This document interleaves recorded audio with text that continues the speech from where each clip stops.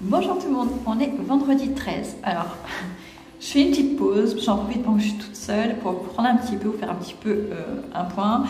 Je me rends compte que ça résonne vachement, on va voir ce que ça donne. Après la voiture, la maison qui résonne.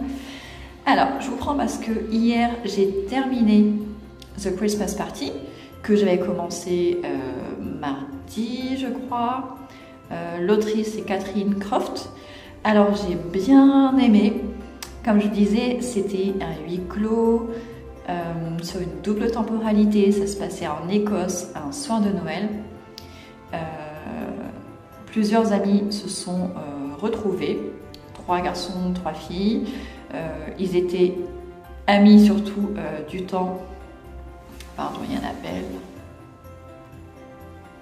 Ils étaient surtout amis 12 ans plus tôt alors qu'ils étaient étudiants. Et en fait, 12 ans plus tôt, ils avaient fait le même rassemblement, ils avaient fêté le Noël ou le réveillon de Noël ensemble. Et dans cette maison, il y avait également la petite sœur de l'une d'eux, qui avait 10 ans à l'époque, qui avait disparu cette nuit-là. Et il y avait eu une enquête, mais on n'avait pas su si elle était vivante, si elle était morte, ce qui lui était arrivé, si elle avait fait une fugue. Et après ça, tous les amis s'étaient perdus de vue. Et donc, la grande sœur de cette petite fille qui avait disparu décide de rassembler tout le monde à nouveau pour Noël, dans le but de savoir ce qui s'est vraiment passé ce soir-là.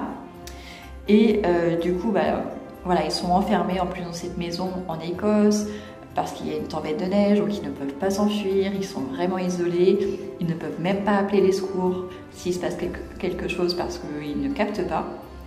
Et donc voilà, on se pose des questions sur tout le monde, sur ce qui s'est vraiment passé. Et en fait, petit à petit, on nous raconte des choses qui s'étaient passées 12 ans auparavant. Chaque personne a des petits secrets, du coup on en apprend sur tout le monde. Et c'est bien ficelé. En fait, l'histoire est quand même centrée autour de 2 personnes. D'une part, la grande sœur, Gabi, et d'autre part, notre personnage principal qui est Sacha. Donc qui est une fille aussi. Donc c'est vraiment autour d'elle que l'histoire tourne, même si on entend parler de tous les personnages, on a des conversations avec tous les personnages, et j'ai trouvé ça très bien fait, ça fait vraiment ambiance Agatha Christie, mais de nos jours. Donc moi j'ai bien aimé, hein. Franchement, même si au début j'avais eu un petit peu de mal à rentrer dedans, mais c'était pas à cause de l'histoire, c'est vraiment moi qui étais dans les travaux et j'ai pas écouté très bien le début. Mais après, j'ai très vite rattrapé et il me restait 15 minutes, c'est pour ça que je l'ai écouté hier, alors que j'étais pas en train de faire des travaux, parce que voilà, il me restait que 15 minutes et je voulais savoir s'il allait y avoir une révélation ou quelque chose comme ça. Bon, les 15 dernières minutes n'étaient pas les plus intéressantes, mais voilà, on finit par savoir ce qui s'est vraiment passé. Et donc voilà, j'ai bien aimé, je voulais vous le dire. Et donc là, ce matin, j'ai commencé un nouveau livre audio qui pour l'instant me plaît pas trop. Ça s'appelle La petite fabrique du bonheur. Tout début, on est avec une petite fille qui s'appelle Meryl, qui vit avec son père et sa mère. Son père est prof de je ne sais pas quoi, mais ce qui est sûr, c'est qu'il veut absolument faire de Meryl une danseuse. Et du coup, il l'entraîne, alors qu'elle n'a pas spécialement l'air d'apprécier la danse, pour qu'elle devienne une grande danseuse. La mère dit au père qu'il faut qu'il arrête, qu'elle est fatiguée et tout ça. Il ne l'écoute pas. Et quelques temps après, le jour où la petite fille passe une audition, son père se dépêche en voiture pour la rejoindre, pour assister à ça. Et il a un accident de voiture et il meurt.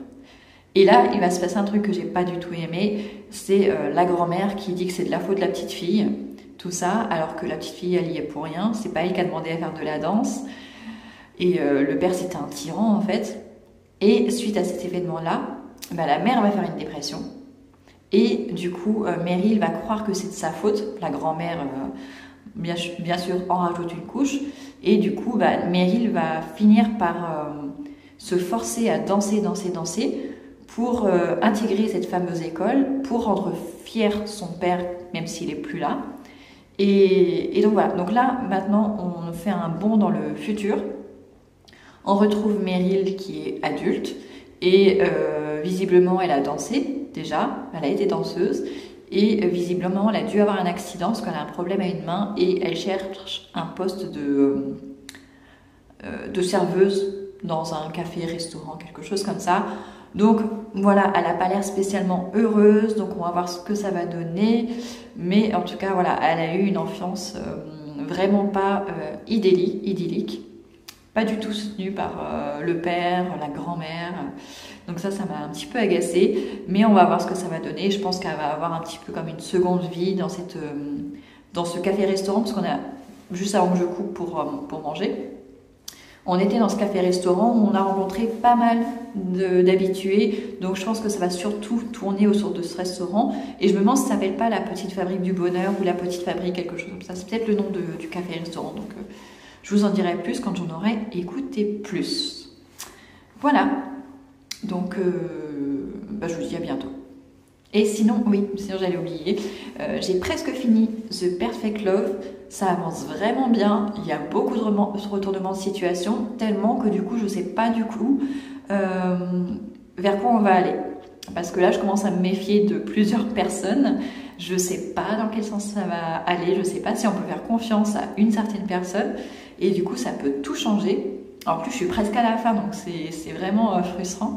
Donc après, il faudrait que je me procure l'autre tome, The Perfect Fall, assez vite. Je pense qu'en janvier, il sera lu également parce que, voilà, franchement, c'est très addictif en fait. Et pour la romance de Noël, donc le roman de l'Avent, c'est très sympa aussi, ça se lit tout seul.